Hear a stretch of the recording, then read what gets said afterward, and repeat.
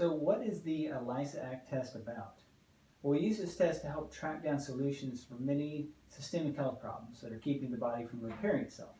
The purpose is to find what is most likely irritating your immune system to have excess inflammation, perhaps causing pain syndromes or even autoimmunity, where your body attacks its own organs like your gut, joints, brain, peripheral nerves, skin, or other organs. So the ELISA Act test measures all aspects of the immune responses, except the IgE response, which is the immediate allergy type response. The ELISA Act tests for many foods, food additives, and chemicals. The enhanced basic panel includes 212 items. The comprehensive panel includes 317 items.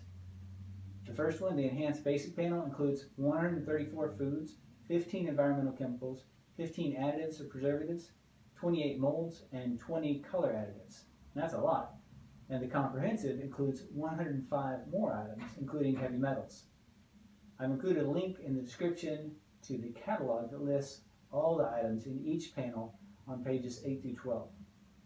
Now, choosing the more expensive comprehensive panel is usually done if any of the additional items are foods, environmental chemicals, additives, or any heavy metals suspected of being moderately common in your diet or environment. If so, they may be the cause of the immune reactivity in your body. But choosing which panel to do is often a difficult decision to make. We tell you the price difference, and we'll help you decide if we can. The ELISA Act test is better than standard IgG food sensitivity test because it checks for more items and it limits the reactive findings you have to avoid by determining which reactions are harmful reactive antibody reactions and not those that are beneficial neutralizing antibody reactions.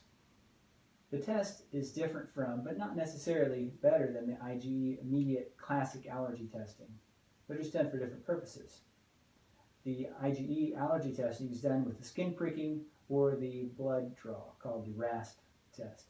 Classic allergies are irritating and can even be dangerous when they're severe, but people often know they have the classic allergies and they do not cause autoimmune reactions against the body like other immune reactions may, the ones that we'll be testing for. Once you have the results, what's the solution? Well, it's to restore weak digestion and promote immune health. This includes avoiding delayed hypersensitivities, adding probiotics and prebiotics, including glutamine. This leads to a healing of the gut, so you restore tolerance to these foods and chemicals. Next, eating what is nutrient dense and promotes balanced inflammation, and that you can easily digest, assimilate, and eliminate. Now, do you heal from these sensitivities? Can you eat these foods again? Well, sometimes. After 3 to 6 months of avoidance, retesting will let us know, and sometimes reintroducing is enough to know.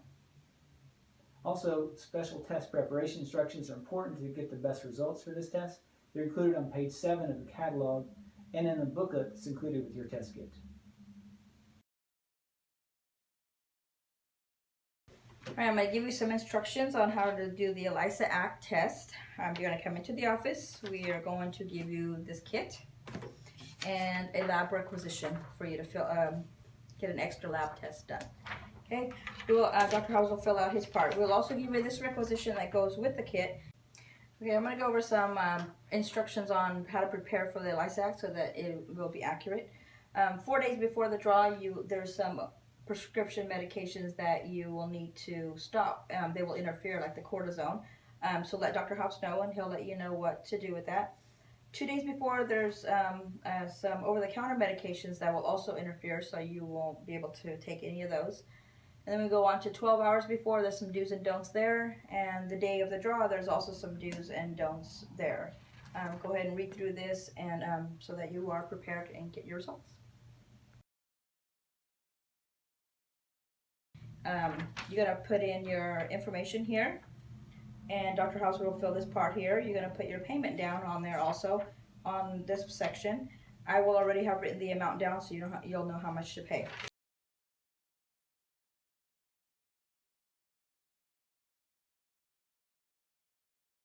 You're going to take this kit home with you. You're going to open up the box. Inside there's another box, a styrofoam one. Open that up. There is a little ice pack in here. cold pack that you're going to put into the freezer. So you can put it in there for a minimum of 3 hours. It can be in there longer, but at least 3 hours. You're going to put it in the refrigerator and leave it in there. Do not freeze, just refrigerate. When you get ready to go to the lab, you'll take this out of the refrigerator and put it back into your box and close it up. You don't necessarily have to put this back into the box, but this is what you will take to the lab itself.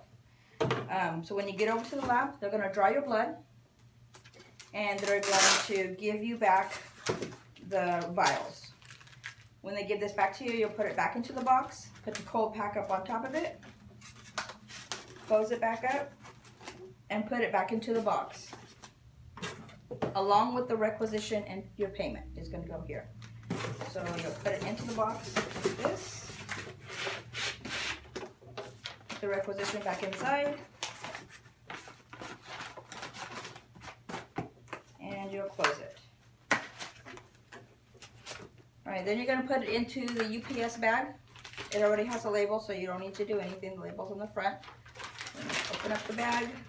A little tough to get it in there, but it does fit. Then you put the box inside.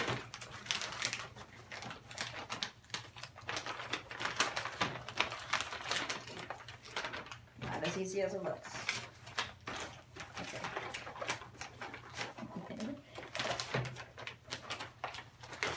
And you just get it in there as far as you can. Then on the outside of the bag, there's this little plastic on the top for you to seal it. You're going to peel this back here. Take it all the way off to the side, and then you're going to stick it together. As soon as you get all this done, you're going to walk it into the UPS office. So you're going to go inside and you're going to hand it to somebody. They'll scan it and they'll ship it off. And you will be done with it. And in about 2 to 3 weeks, we will have the results back in the office.